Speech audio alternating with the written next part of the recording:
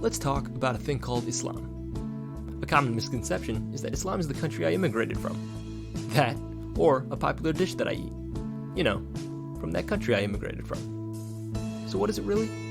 Islam is the religion practiced by Muslims all over the world. With a global headcount of 1.9 billion Muslims, Islam is the second largest religion after Christianity. But that's just internet numbers. Let's talk about what it is. Like Judaism and Christianity, Islam is one of the Abrahamic faiths that proclaims monotheism.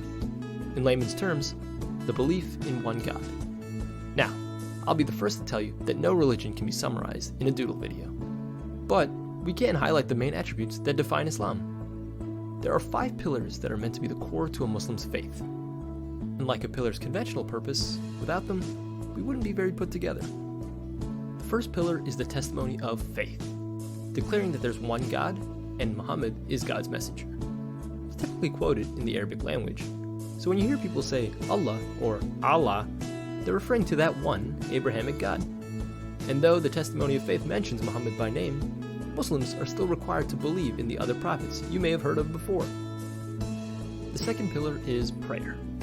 Muslims are required to pray 5 times a day. Depending on the time, more specifically the position of the sun, you would perform one of the 5 prayers. The idea is that a believer's daily life should include the connection with God at every phase of the day. So, if it looks like your classmate is doing yoga in the library, they may actually be Muslim, doing their prayers. Or it's actually someone doing yoga, which is fine too. The third pillar is charity. Able Muslims are required to donate 2.5% of their wealth to those in need. Meant to be a gesture of humility, a believer's charity is a reminder that wealth is not from themselves, but rather a blessing that they can be paying forward. Again, this requirement is only for those who are financially able and of age. Otherwise, you'd be seeing kids donating 2.5% of their lunch money and, Pokemon cards. For similar reasons as charity, the fourth pillar is fasting. In the month of Ramadan, Muslims will fast for 30 days straight. From sunrise to sunset, of course. The deprivation of food and water is meant to renew a believer's awareness and gratitude for everything God has provided in their lives. Beyond just food, it also requires the believers refrain from unrighteous acts or harmful distractions in our lives. What's an unrighteous act? It's probably something you'd find in a rated R movie, like saying bad words or something. And finally, the fifth pillar is the pilgrimage to Mecca called Hajj.